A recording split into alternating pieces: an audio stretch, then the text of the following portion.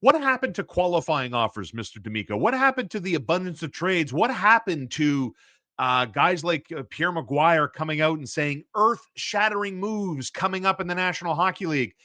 Power agent Alan Walsh on social media saying, get ready. This is going to be a turbulent week in hockey. Guess what? The week is come and gone, and we're not talking about qualifying. We're not talking about these restricted free agent offer sheets. We're not talking about seismic, earth-shattering moves. Why don't you make some hockey fans happy? Let's talk about GMs getting off their Muskoka chairs and getting back on the phone, Marco. Are moves happening here? How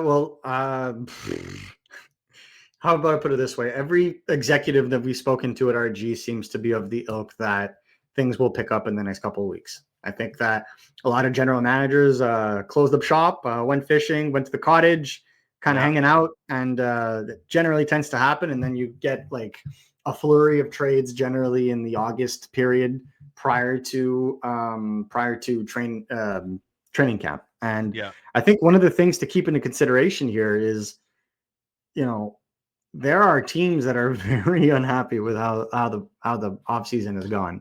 There are teams that desperately wanted to improve and feel like they missed the boat on a lot of players, right? How would you gauge the Canadiens?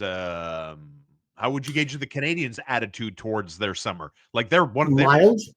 I think that they're happy with what they've done. Would like to improve. Yeah, would like to improve if they can, but won't sell the farm to make it happen. That's the way I see it. I think the only thing the Canadiens really need to do is to get under the cap. I think that's the biggest thing. Yeah, we spoke about that this week too on the channel. Exactly, right? So that to me is the major thing. Now, if they can go and get a top 6 player and they feel like they have the opportunity to do that, they'll do it and they'll continue to explore it. But to the point or to the aggressiveness of, say, a team like the Calgary Flames that would like to still be in it while having a guy like Rasmus Anderson who wants out is a different story. The Toronto Maple Leafs, having lost Mitch Marner, and are trying to, how do you account for the 100 points you just lost? Well, they're trying to find a way to do that, be they on their back end or at forward. Yeah. And so that's a team to watch for. Definitely. That's a money point. That's a money point. Like we talked about, the league is very big on saving money. Like we know this was surprising. Darren Dreger telling us on TSN 690 that he believes the decentralized draft will be a one and done. Whoops. Well, that's changed this weekend. The weekend that came and went, as we learned, nope, they're going back to it. Michael Andlauer and the Ottawa Senators voted against it. Andlauer saying he believes that it's a very special moment for a player to get called up, to put the sweater on, and to have that iconic photo. I agree with the Sens owner. So these penny-pinching owners in hockey are going to keep their money. So, Mark, go out and spend it. Go out and make some trades. Get creative with your money. Let's go here already. Yeah, well, I mean, the thing is that there's nobody to spend it on. There isn't? Like, I know there's no centers. But look at what's available. Like we were talking about the Canadiens showing interest in Evgeny Kuznetsov. I know. And people took that as there's a contract coming and he's going to sign, and it's no. Right.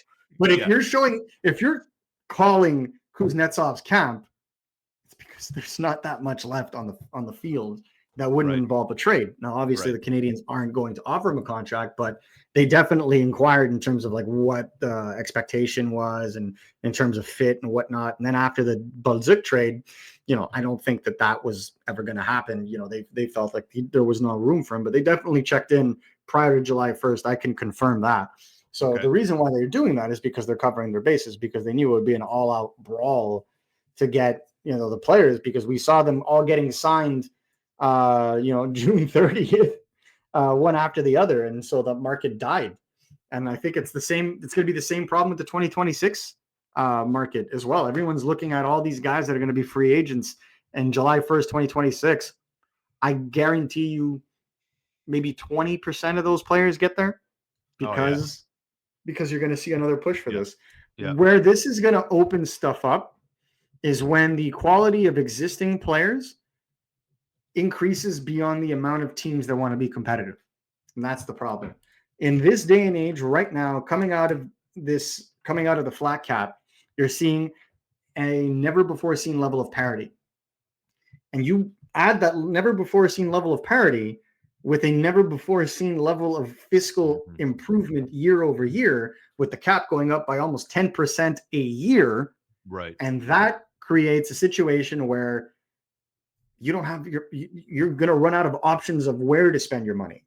It's going to create battles for players in terms of how much can I offer you? How much can I offer you? Agents love this because they negotiate based on cap percentage, not the total amount. So it's going to change the dynamic. But when it comes to the trade market, one thing that really surprises me, and I think I had an executive kind of allude this to me, is there's too much parity in this league right now. The teams aren't willing to pack it in the summer and project themselves to be a bottom feeding team until the Thanksgiving period. And I had one executive tell me point blank, said, I don't really care for the market right now. Yeah, some players may shake loose. Some players may become available. Some trades may happen. I'm interested to see the teams that panic towards November. Yeah. And I know this sucks because everybody wants trades now, but I want to see the teams that panic towards November, realize they're not good enough, sell off what they need to sell off, and then go balls to the wall for Gavin McKenna. Well, so there's two things there. One, we spoke about this on the channel this week. I get it. I would probably be of the same mindset. I'd be paranoid to move the 2026 first round pick. But like, what about a team like the New York Rangers? Everybody's comfortable looking at that roster saying, man, they really bleeped the bed last year. They're going to be better. There's talk. What's going on with Artemi Panarin and the New York Rangers and that relationship? Like, what are they looking for between the two? Like, how is this going to end with what? He stays in New York, or he's no longer a Ranger? And what do the Rangers do? So like, I'm fascinated by the idea of what that executive told you. Like, who's going to be the new Rangers in 25-26 that come November, like, we're a lot worse than we thought. What are we going to do about it? Let's react now. There's a couple of situations like that. One of them is also the Seattle Kraken, right? Yeah. Like Seattle is just drafted quite well, but just no star, no identifiable star player, in right? a new market. So if you get to a point now where the Pacific Division, because Seattle's basically benefited from the fact that the Pacific Division has been utter trash for the last 5 years, right? So that's what's allowed them to like not be as terrible as they, or not be perceived as bad as what they actually are, and make the playoffs one year. But when you look at their roster, there's no top line players. There's arguably one top pair defenseman, and the goalie situation is not so hot. So you basically you're sitting there in no man's land. So what happens if they get to November and they're in the bottom 5 of the NHL and they haven't traded McCann, for example, and they haven't looked into trading Alexiak, and they have other players that they could potentially move on for? Like, what happens if, for example, you have Matty Beniers that continues to have a poor season like he did last year, and you're locked in on this guy for $7 million for another 5 years? Like, what do you do? So it opens up questions like that on teams that are going to be like, listen, we're teetering on the edge. We're not going to spend assets to improve. We have young guys coming up next year. Mulligan this stuff, and then we're going to go and come back at it in the summer, especially Seattle, for a state that, a no-tax state. They could throw money at guys, right? But that's something like they have a lot of free agents as well that can give them that flexibility. I believe Marchment's in his last year as well. Yeah. So that's a team to watch for, in my honest opinion. You look at the teams that have older cores that may pack it in early and decide, like a little bit like we saw with Nashville, for example. That's the team in my head. Yeah. Yeah. So we saw Nashville make a flurry of trades in that regard. I think if it happens again where Nashville's in the same boat as they were in November, you'll see them make trades again to get younger and to trade some other guys off. Like you may see a Ryan O'Reilly trade, for example. You may see, some of the other veterans kind of moved out. They're trying to build, but you can't always predict.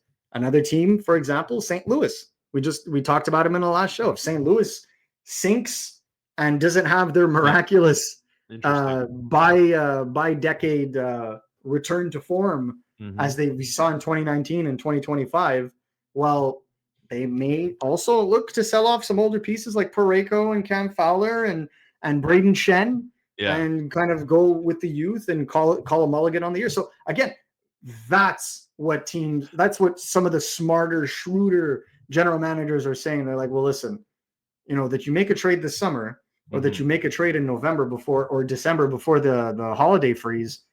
That's the mindset of some of these general managers. So that explains why it's been colder than what we thought, because That's the fair. prices are out of this world. So let me ask you then, and you're going to think this is absolutely ridiculous, but I have this vision painted in my head that Ken Hughes is this lioness waiting in the African safari, hiding in the well, it's the lions don't go hunting; it's the ladies that do all the hunting, and he's waiting in the tall grass, hunting his prey, tracking his prey, and when the moment strikes, Ken Hughes is going to be ready to pounce. Is that a good way to describe where the Canadians are at right now, hiding in Yeah. the tall grass, Yeah. plotting the time to strike?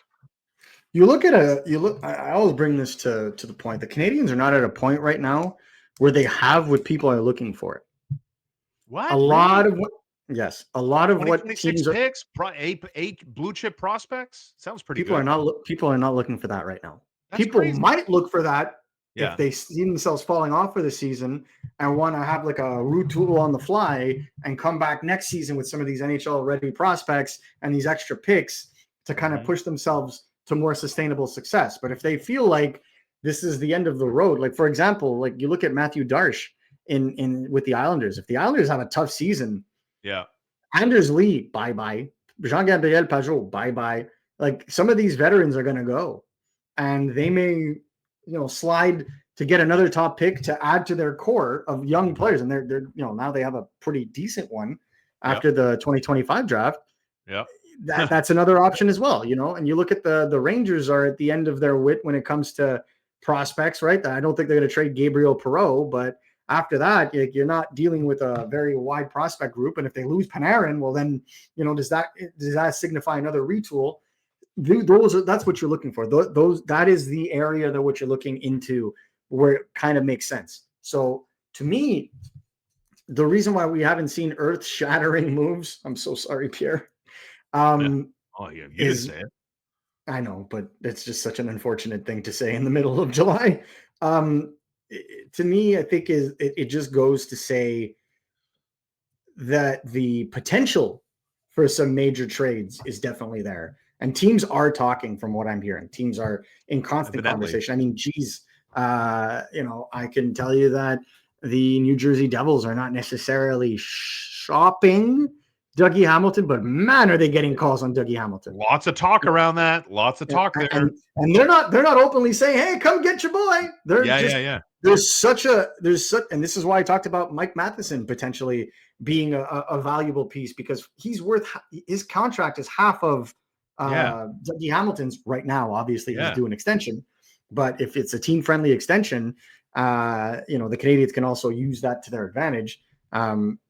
So it creates a situation where there's like secondary markets for trade, and I think that's what teams are expecting. That's where I could see the Canadians kind of getting into that secondary market, not the top guys coming in, but like what about the sneaky deals, right? Ooh, I And I like think that. that's what the Canadians are looking for right now. Is they're looking for that sneaky deal.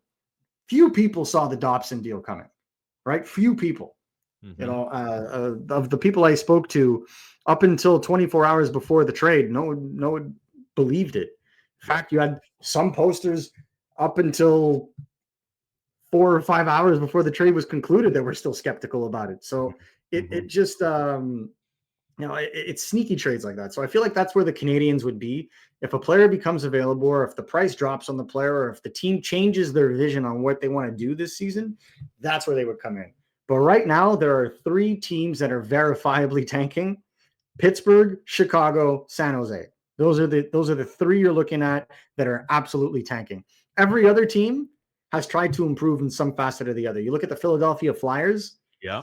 You know, Yeah. I thought that doubling down on the rebuild would probably be the way to go. I don't think they want to do that, Nope. and that might come to the detriment of their center depth, because they don't really have a So, top line center prospect. No matter how much they want to promote yeah. Luchenko, or a guy like no, not Kindle, sorry, but Nesbitt.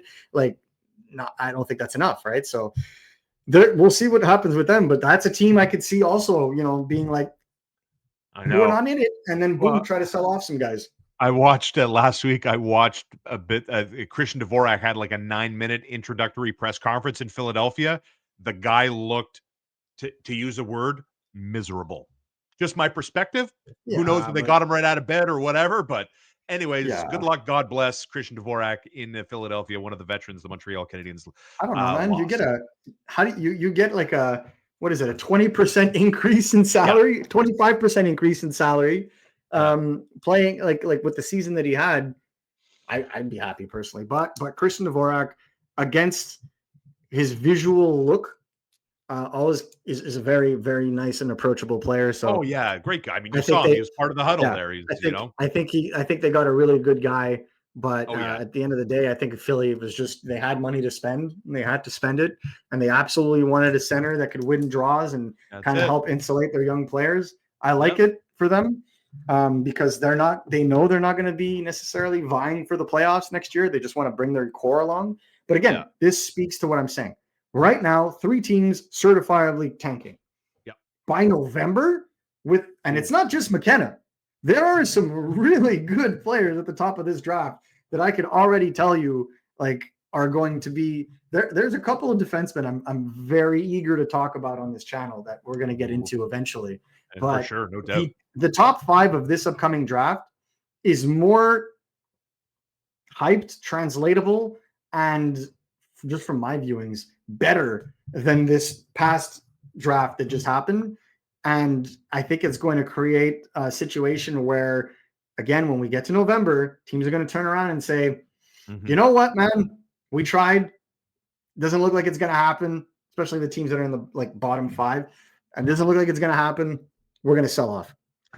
That's Marco D'Amico. Follow him, RG Media, at MN D'Amico on all your favorite socials. Like and subscribe on our YouTube channel. Thank you so much for all the views and all the constant engagement. I know I can speak for Marco when I say thank you. Very much appreciated. And we'll catch you again next week.